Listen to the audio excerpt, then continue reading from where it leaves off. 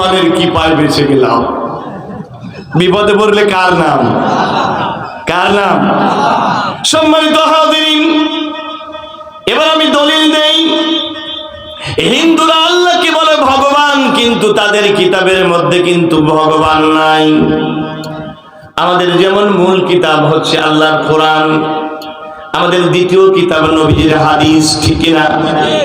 হিন্দুদের তেমন মূল কিতাব হচ্ছে বেদ, ওদের দ্বিতীয় কিতাবের নাম পুরাণ। এই বেদের মধ্যে 4টা বেদ আছে, সামবেদ, ঋগ্বেদ, যজুর্বেদ, অথর্ববেদ। এই বেদের ভিতরে লেখা রয়েছে হুতার মিন্দ্র হুতার মিন্দ্র মহাশলিন্দ্র, আল্লাহ জ্যেষ্ঠং শ্রেষ্ঠং পরমং পূর্ণং, আল্লাহ রসুল মোহাম্মদুর কম বরস আল্লাহ আল্লাহ। সেখানে বলা হচ্ছে, ইন্দ্র বলছেন আমি সব ইন্দ্রের বড় ইন্দ্র, আমি জ্যেষ্ঠ, আমি শ্রেষ্ঠ, আমি পরম, আমি পূর্ণ, আমার নাম হচ্ছে আল্লাহ। এবং আল্লাহ রসুল মোহাম্মদ যখন আসবে তখন তাকে মানা ছাড়া কোনো উপায় নাই।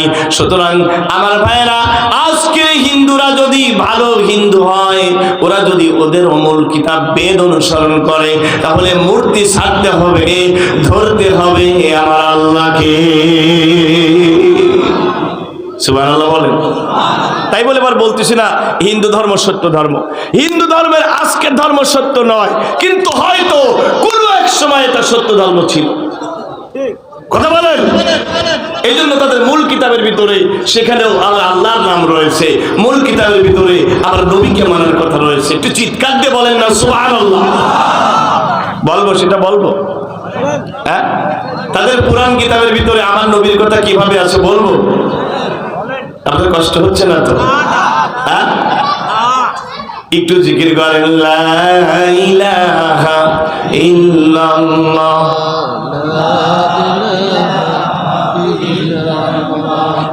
জোরে সরে বলেন, লা ইলাহা ইল্লাল্লাহ, লা ইলাহা ইল্লাল্লাহ,